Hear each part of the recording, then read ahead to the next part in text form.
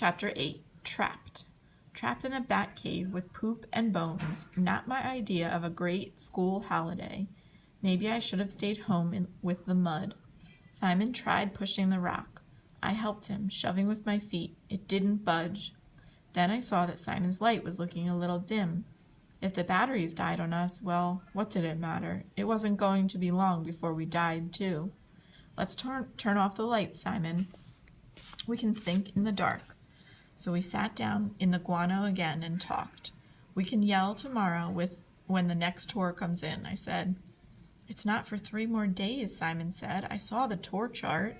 3 days? I wondered if I'd be hungry enough to pick through guano for seeds and bugs. That vampire bat is going to be real mad if he can't get into his home, I said. Suddenly, Simon grabbed at me. What? I cried. What kind of bat would only have one entrance to its home?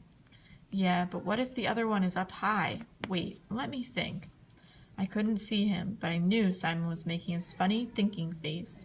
And then, Sam, remember what you said about those bones? About how could a pirate squeeze through the tiny hole? He couldn't. There must be a bigger hole in this cave. Brilliant. I jumped up and turned on my light. Let's start looking. Simon turned on his light. Nothing. So we moved along the walls, slowly shining my light up and down. The cave kept going back and back and back. But then I realized something. We're going in deeper, right? But the smell isn't terrible. Simon took a big breath. You're right, he said. You're right. That means there has to be fresh air up ahead. So we kept going, past big piles of poop, past lots of cave drawings, past another pile of bones, and then we saw it. A little glimmer of light. Turn off the headlight, Sam, Simon said. If anyone's out there, we don't want them to see us first. So we inched our way over the slippery floor of the cave. The light got brighter and brighter. Smell the salt, Sam? We must be near the ocean. And sure enough, in a few minutes, we saw the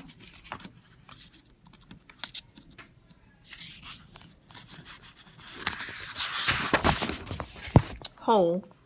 On the outside, it was hidden by vines. We pushed the vines aside and saw water. The moonlight was so bright it hurt our eyes. We were up high on a hillside. In the distance, we could see the lights of our resort. How about that? Said Simon. We've come underground all the way back to our hotel.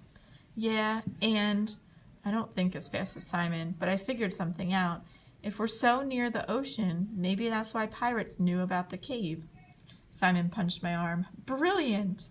Then he looked at his watch. It's 10 o'clock, he said. Uh-oh. We scrambled down the hill and pushed our way through the bushes to the road. Then we looked at each other and laughed. We were filthy, but we were alive. We heard cars coming and really didn't know whether to hide or ask for a lift, so we waited a minute to decide. Big mistake. It was a jeep and a truck. In their headlights, they could see 2 kids covered in guano and wearing headlamps. It wasn't too hard to figure out who we were. We heard the whine of gears shifting as the men sped up to chase us. So we ran off the road and into the bushes. We headed for the water. Maybe we could outrun the men and make it back to the resort. Then we heard the engines stop. Soon we heard the sound of feet pounding hard on the sand behind us. Up ahead, I could see a fenced-off area in the water. I knew what it was. I pulled Simon behind some boards. I didn't want to do it, but it was our only chance. Come on, into the water. We slipped in together, and when we bobbed back up to the surface, we stayed quiet. They won't look for us in here, I whispered. Whatever happens, don't make a sound. Then, something big and flat, like a saucer,